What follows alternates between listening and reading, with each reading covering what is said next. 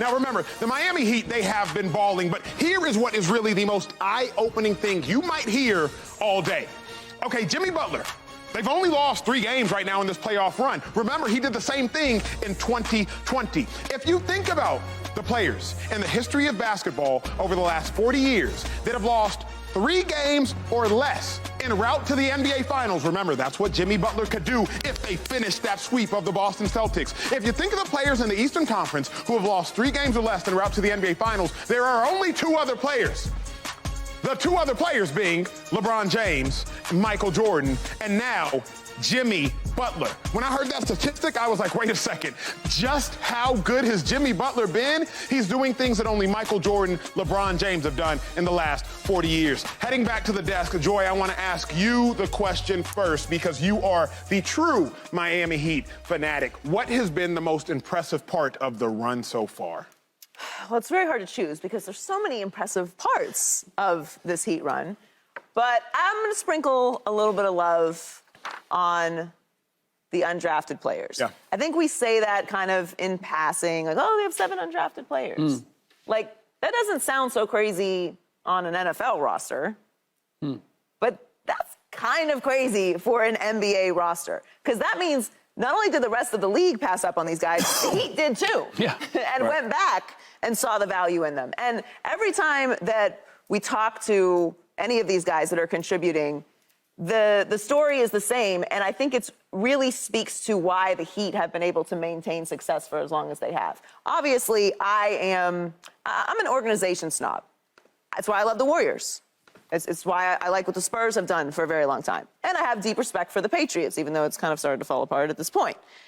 When you can be consistently great, not just good, but great, you're in the finals, you're winning championships, you're producing different variations of great teams over decades.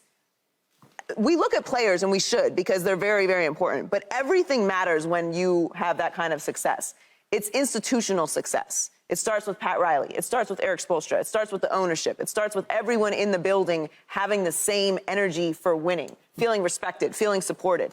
And they talk about that when they're interviewed. We are treated like stars. We're not treated like undrafted players that have to make the team. Even though they know that and they have that chip on their shoulder, there's an environment of we're going to do everything we can to develop you into not just good players, great players, championship-level players. So obviously Jimmy has been incredible, and he is the reason why they're where they are. But the contributions that you're getting from those players and from this roster to be in the situation that they're in right now, and we kind of have to not even exaggerate, but really talk about what they're doing. They knocked out the Bucks in the first round. Nobody had that happening. Okay, then they get through the Knicks, and they are up 3-0 on the Boston Celtics. And last night was embarrassing.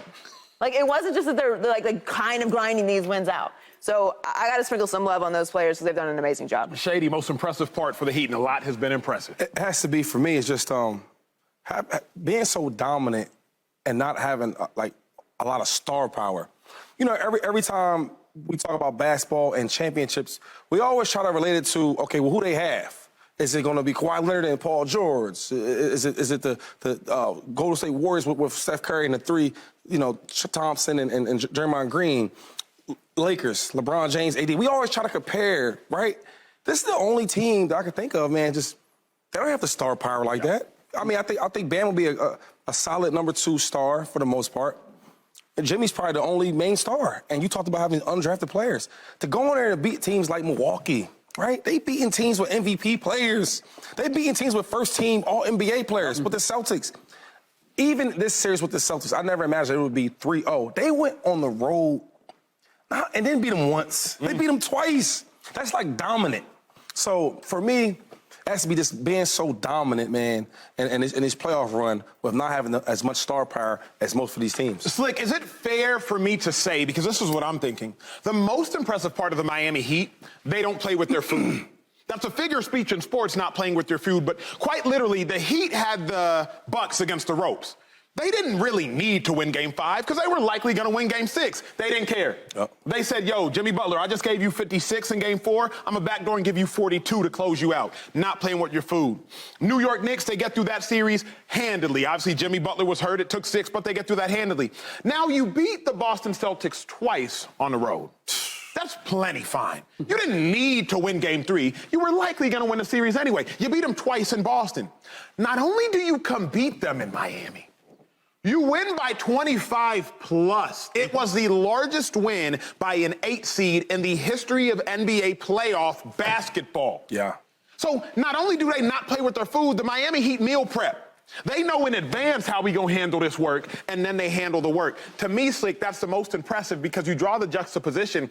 The Lakers, Game 5 versus the Memphis Grizzlies, they knew they were gonna win the series in 6. So what happened in Game 5? LeBron James was like, you know what? All these off, I'll win in 6. Well, Lakers fans, I'm sure you would probably rather have one less game under your legs. I say that just to draw a juxtaposition between what it can look like and what the Miami Heat make it look like. Slick, what do you think's most impressive? Well, I think some of that comes from the fact that the Heat know who they are. So they're not entitled to anything, and they don't make any assumptions that we're better than you. We're going to show you that we're better than you. What I really appreciate and what impresses me the most is this team wasn't bought, it was built. Hold on, Slick. Hold on, Slick. Say that again, Slick. He talking. This team, the preacher like, he talking now. this team wasn't bought, it was built. That's a bar. So they know intrinsically who they are. And I don't know if you guys ever watch the Food Network. Yeah. So you have the gourmet competitions, right, where they have all these exotic ingredients and they can use the whole pantry and all that stuff. And then you have the grocery games where you got like $19 and you got to do the same thing. Those are the shows that always impress me. And that's what impresses me about the Miami Heat. Do you know the Oklahoma City Thunder spent more money on their roster this year than the Miami Heat did?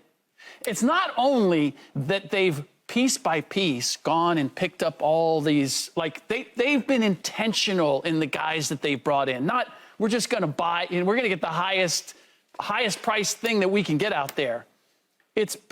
There's a formula here, and they've brought all these pieces together and they've allowed them to grow together. I think the greatest example of what the Miami Heat are is Duncan Robinson right now. Duncan Robinson was a disaster a year ago in the playoffs. Yeah. And most teams would have said, we got to move him out. We got to do something else. Nice contract, too. But they committed to him, and they stuck with him. Their loyalty and their willingness to say, you know what? We put our money on you. We bet on you.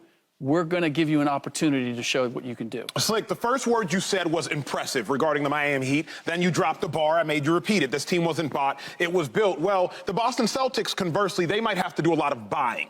Jayson Tatum, Jaylen Brown, they might have to expend $600 million on those two players here in the next couple months, etc. Jayson Tatum. We only got time for one thought from everybody, but I cannot wait for this thought. Might be the most intriguing thought, quite literally, of the show. Jayson Tatum has not made a field goal in the fourth quarter of the first 3 games. 4 quarters, 3 games, no field goals. Y'all do the math. It's bad. Math ain't mathin'. Shady, has your opinion changed? Yes, no, yes. I didn't ask a question. Oh. But you can answer. Has your opinion changed the first team All-NBA Jayson Tatum? Yes. Listen, in the playoffs, I get it. Regular season, phenomenal player. This is what counts. This is what matters, right? Jimmy Butler, he might not be as impressive in the regular season. Yep. But in the postseason, he's a beast. There's no way that you played 33 minutes last night in a desperate win on the road, down 0-2, and you only had 14 points. Let alone not even scoring the fourth in the last 3 games. That's crazy to me. So we got to pump our brakes. Boop, boop. Pump our brakes a little bit with Jayson Tatum. As much as we want to put him on that pedestal because if we see that young talent, he's not there yet. He ain't there yet. Slick. That's my problem, is that we've anointed guys ahead of time. I believe that we've I hate when we do that. Their ability to evolve into what they could potentially be. Right. Because if you look at the two teams, you look at Miami, you look at Denver, what do they have in common? They have guys that were discounted. In fact, I could look through the last 5-6 champions and point to the fact that they weren't heralded the way. I mean, Jayson Tatum came in and it's been a matter of when, not if he's going to win a championship. It's a matter of, is he top 5 or is he top 10 in the league?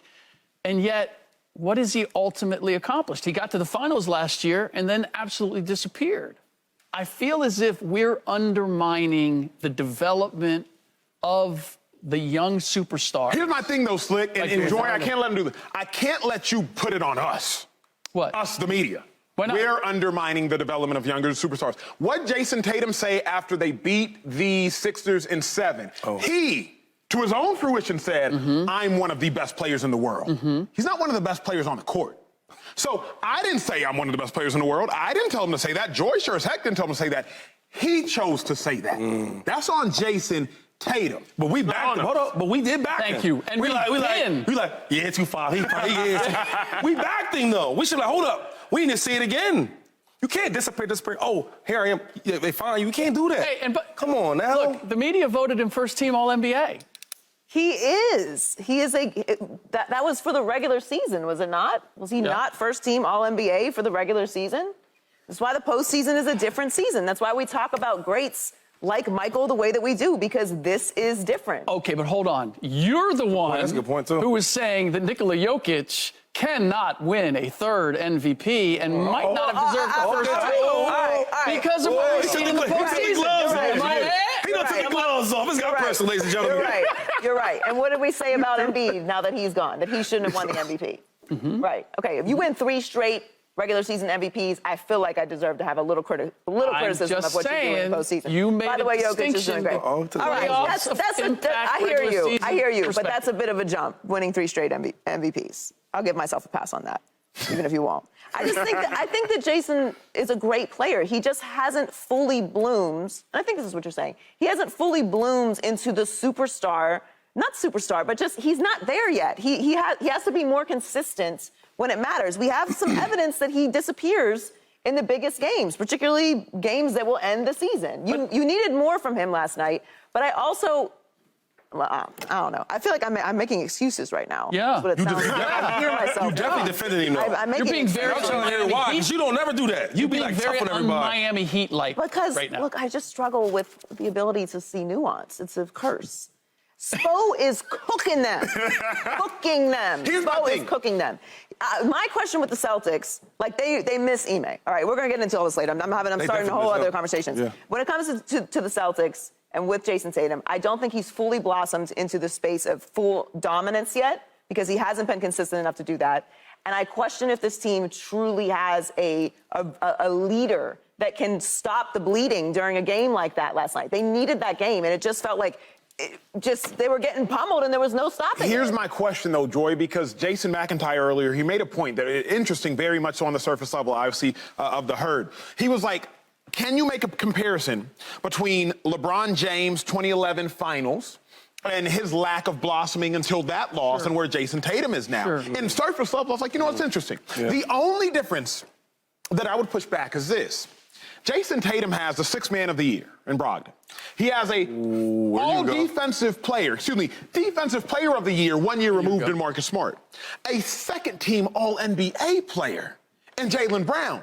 It will not get better for Jayson Tatum, I would suggest, in his career than it is now. Shady, a 2nd team All-NBA player. You got a defensive player of the year and you got the 6th man? In what world can your roster be better? I don't know of the world where Jayson Tatum's life will get any better on the basketball court. That's a great point, Acho. I didn't even think of that because if we love to talk about rosters, right? We do it all the time in football, in basketball. This roster for the Celtics, elite. they at least top 3. It is elite. So it's like, that's a great point because LeBron didn't have all that at that age. So when you compare, it's like, bro. And then you don't have to take all the load. That's another issue I have with Jayson Tatum. We're not asking you to do everything like we asked LeBron and James to do at that age.